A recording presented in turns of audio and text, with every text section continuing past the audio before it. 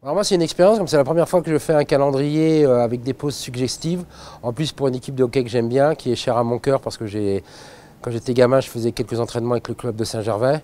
Mais aujourd'hui de pouvoir photographier dans un temps, c'était un défi pour moi parce qu'on avait très peu de temps.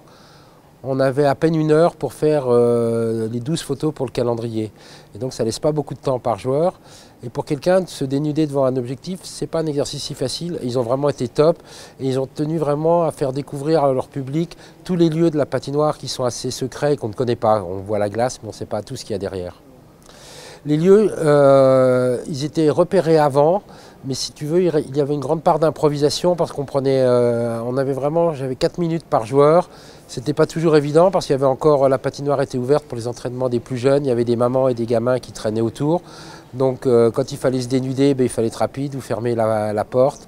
Donc il y avait un petit jeu, mais c'était dans une ambiance vraiment très détendue, puis super sympa en plus, ils sont bourrés d'humour. Et puis moi je ne sais pas comment ils avaient décidé leur sélection, mais au fur et à mesure, le plus difficile c'était pour le premier, mais il était super à l'aise, donc les autres ont suivi.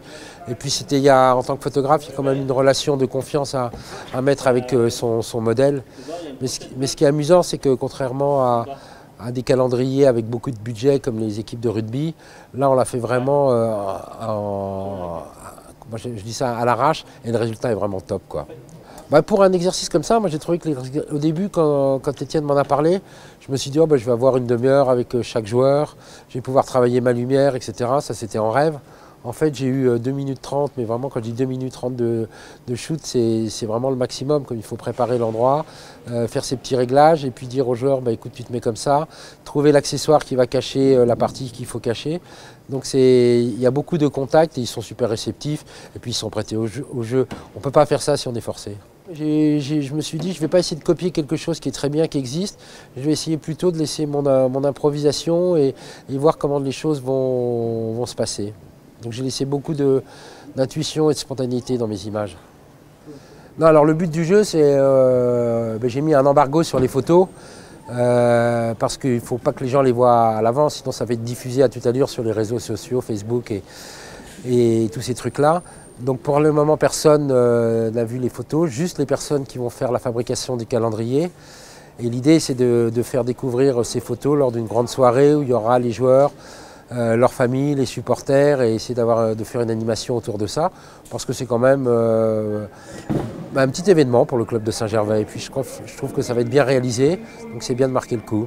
Moi j'ai shooté en couleur, après je laisse le choix artistique, peut-être qu'ils auront envie de le passer en noir et blanc, ou en couleur, mais ça je pense que c'est à eux de faire ce qu'ils ont envie de faire par rapport à l'esprit du club.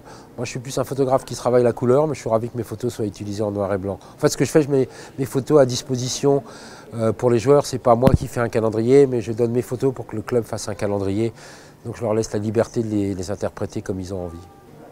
J'ai pas de préférence forcément sur une photo, mais j'ai eu des échanges assez sympa avec les joueurs en faisant les photos. C'est des regards, c'est d'arriver à se comprendre. Je trouve que l'ensemble est assez équilibré. Et finalement, il y a beaucoup de lieux différents, c'est ça qui était sympa. Mais il y a des choses assez humoristiques, notamment avec le tambour de la machine à laver ou des reflets dans une glace, ou Richard avec ses gants rouges et sa crosse. Donc on n'est jamais dans le vulgaire, mais on est plutôt dans le suggéré. Ça reste quand même assez élégant et un clin d'œil des joueurs à leurs supporters et supportrices.